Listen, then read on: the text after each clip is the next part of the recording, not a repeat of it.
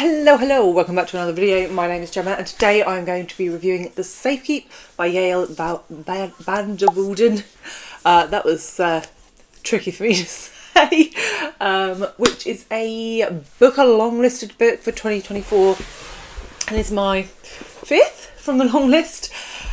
And let's talk about it. So, what is The Safekeep about? We are based in the 60s in the Netherlands, and we are following Isabel, who is a little reclusive, a little socially awkward, and has two brothers, the elder of which is somewhat a womanizer. And we meet her brothers when they go for dinner, and she's introduced to her elder brother's newest fling, Eva. Immediately, Isabel thinks there is something wrong with Eva. There's just something not quite clicking for her, and so she is not impressed when her brother drops Eva off at the house where Isabel lives, the family home where Isabel lives, and says that Eva is going to stay with her for an undefined amount of time while he goes off to do whatever. And then we see the relationship between Eva and Isabel develop. It has some real spooky vibes in the beginning. Things are going missing from the house, and there's this sort of dark atmosphere, which I adored. I think Isabel as a character also adds to that. She is by no means someone that you're going to want to go and be BFFs with, but she's very interesting as a person, and we sort of go back to her childhood, the childhood of her and her brothers, learn a little bit about her parents and their upbringing, and then obviously sort of flip between that and the current timeline where things start to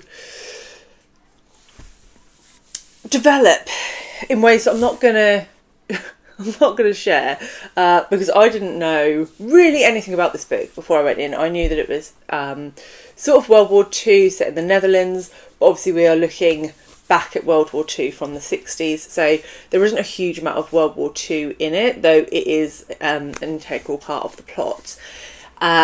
And I was so pleasantly surprised. I hadn't really heard of this book before it was longlisted, which is a partial lie, because I had seen Jen at Jennifer Love's Books had this out of the library and she didn't love it.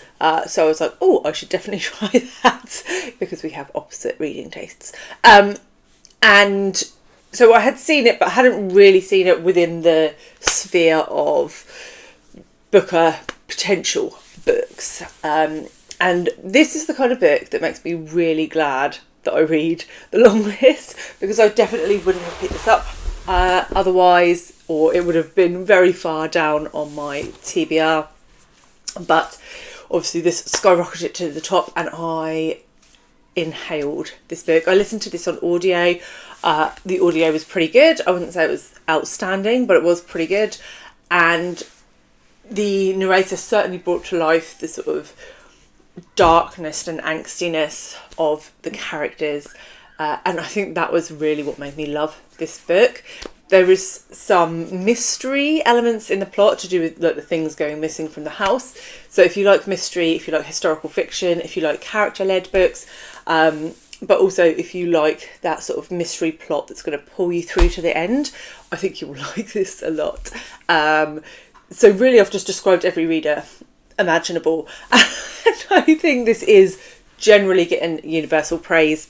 I would say this is probably most people's number 2 after Jane's. It certainly is for me, and I am also convinced that this will then not be shortlisted, because the books that I love never get shortlisted. But this is definitely the one to try if you find the Booker long list sometimes a little bit waffly and pretentious. This is one of those books that isn't like that. This is a Great Circle of 2024 or a Night Crawling of 2024. So yes, in conclusion, this book is fantastic, and I really think you should give it a go, because it will definitely appeal to a wide range of readers. and has different layers for different people who are looking for different things in books. So yes, big hit for me, and I am excited to move on to my next book of books, which are going to be Stoneyard Devotional by Charlotte Wood and Headshot by Rita Bullwinkle. So if you would like to see my reviews for those, then please hit subscribe, and they will be coming in the fullness of time. If you missed my review for the for Wild Houses by Colin Barrett, then I will leave that here, and I will see you all very soon with another one. Bye guys.